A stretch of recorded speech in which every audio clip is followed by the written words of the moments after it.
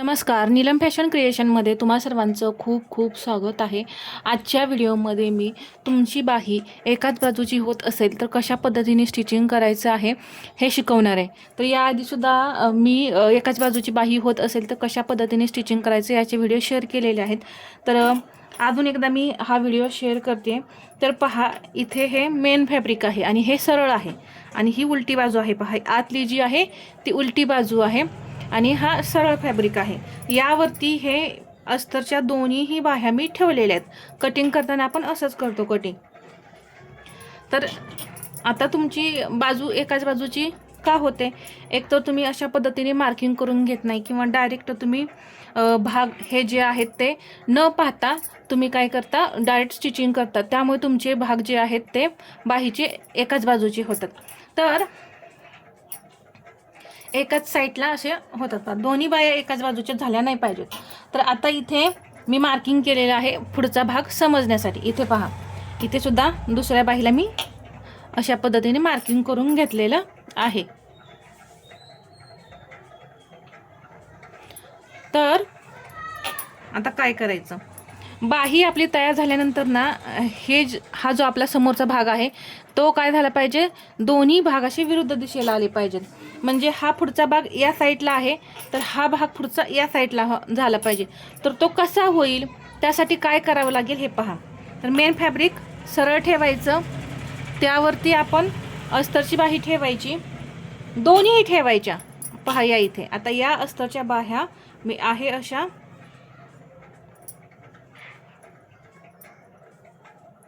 पहा, यातली ही वरची जी बाही आहे अशी उचलायची। तर पहा, ही बाही आता उलटी सुलटी वगैरे करत नाही बसायची। हा जो जसा वरचा भाग आहे तसाच हा वरचा भाग जो आहे तो असा उचलून इथे ठेवायचा। पहा, इथे मार्किंग दिसत आहे। आता हा भाग जो आहे, दोन्ही बाह्या इथे पहा, दोन्ही बाह्या मेन फॅब्रिकच्या आणि ही अस्तरची बाही उचलून मी यावरती असं ठेवून घेणार। ठेवल्यानंतर आता हे अस्तर आणि वरची एक बाही मेन फॅब्रिकची ही बाजूला करून घ्यायची। पहा, इथे ही एक बाजूला झाली। आता ही दुसरी आहे। पहा, एकदम सुळसुळीत असा हा कपडा आहे। आता ही दुसरी बाजू, एक बाही अस्तरची वरती होती, आता ही बाही कुठे आहे, खाली आहे, हे लक्षात घ्या। आता ही बाही आपण स्टिच करून घ्यायची। तर त्यासाठी आता हा सरळ करून घ्यायचा, असं अस्तर वरती करून घेतलं आणि आता स्टिच करून घ्यायचंय। तर इथे अर्धा इंच मार्जिन इथंच ठेवून आपण बाकी स्टिच करणार आहे।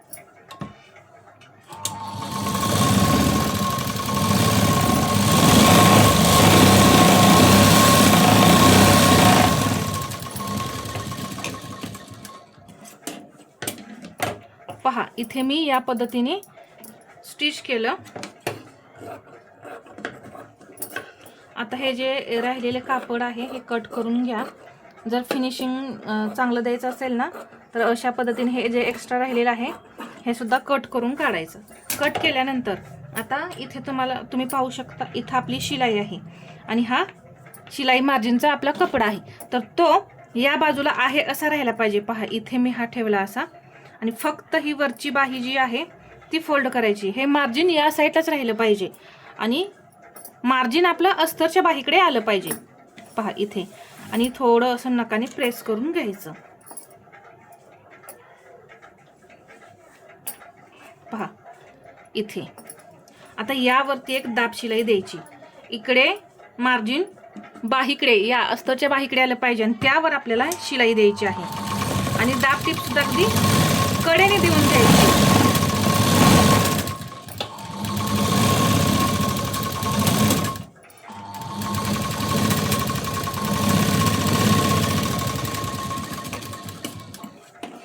पहा, इथे हे मार्जिन जे आहे ते पूर्ण बाही अस्तरच्या बाहीकडे झालेलं आहे। इकडे मेन फॅब्रिककडे झाले का नाही, यावरती आपण दाब टीप दिल्यामुळे अस्तरच्या बाहीकडे आलेलं आहे।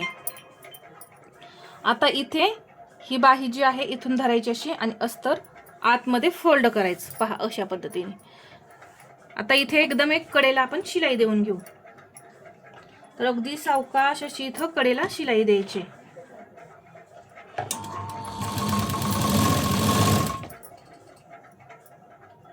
आणि इथे हा कपडा असा पाहता हा सुळसुळीत आहे, तर एकदम असा हाताने पसरवायचा म्हणजे इथं प्लेन राहते बाही.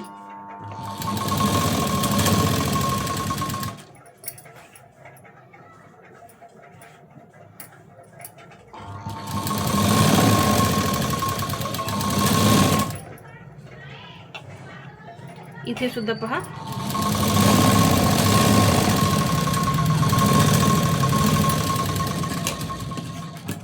ठीक आहे. एकदम कडेला अशी आपण इथं शिलाई देऊन घेतली.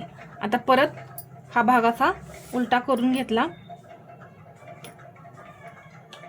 आणि आता कडेला शिलाई द्यायची.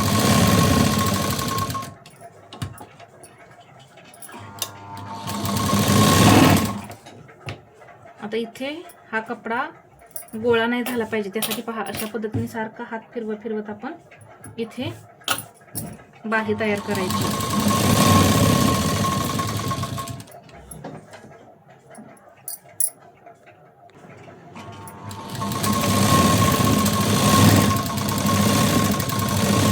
हा जो हात आहे ना आपला असा इथे ठेवायचा, म्हणजे कोणताही कपडा जो आहे आपला मेन फॅब्रिकचा तो गोळा नाही होत. तुम्ही कोणत्याही कपड्याची बाही म्हणजे सुरजीत असो, काठपदर असो, कोणताही ब्लाऊज तुम्ही स्टिच करत असाल ना, तर त्यावेळेस असा हात ठेवायचा म्हणजे तिथे गोळा नाही होत. तर अशा पद्धतीने मी ही बाही जोडून घेतली पहा या साईडून. कुठेही तुम्हाला गोळा वगैरे झालेली बाही दिसणार नाही. आता हे मी जे आहे एक्स्ट्रा कपडा तो नंतर कट करून काढते. आणि ही सुद्धा बाही त्याच पद्धतीने स्टिच करायची. इथं पहा अस्तर वरती ठेवायचं असं,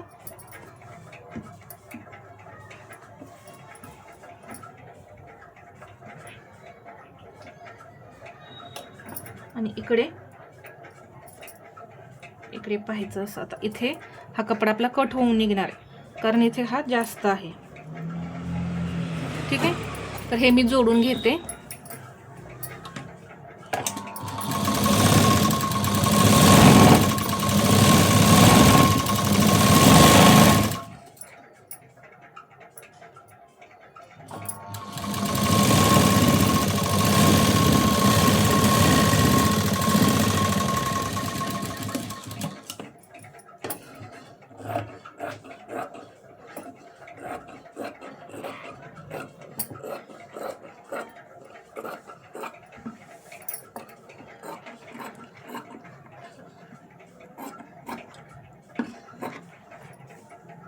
हे एक्स्ट्रा राहिलेलं कापड मी कट करून काढलं.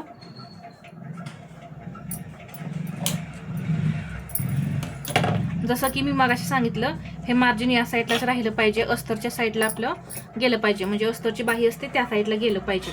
आता इथे एक दाबटीप देऊन घेते.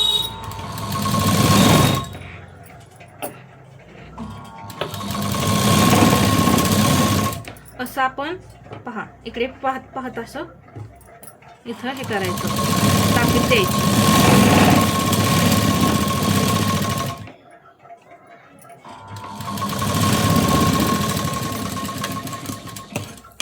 दाबटीप देऊन झालेली आहे आणि यावरती मी आता कडेला शिलाई देऊन घेते.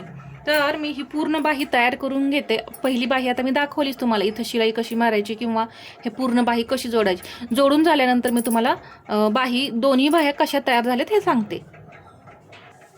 इथे मी ही दुसरी बाही पण तयार करून घेतली. मेन फॅब्रिकचा एक्स्ट्रा कपडा कट करून घेतलेला आहे. इथे या दोन्ही बाह्या तुम्ही पाहू शकता, एकदम फिनिशिंग सहित तयार झालेत, कुठेही घोळ वगैरे आलेला नाही. तर आता इथे पहा ही बाही मी तुम्हाला उलटी करून दाखवते. तर हे आहे पुढच्या भागाचं मार्किंग. हे कुठल्या साईडला आलेलं आहे पहा, इकडच्या साईडला आलेलं आहे.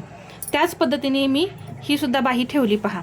तर याचं मार्किंग हा खोल खड्डा कुठे आलेला आहे, या साईडला. म्हणजे दोन्ही आपले हे जे खड्डे आहेत, पुढचे भाग आहेत, हे विरुद्ध दिशेला झाले पाहिजेत.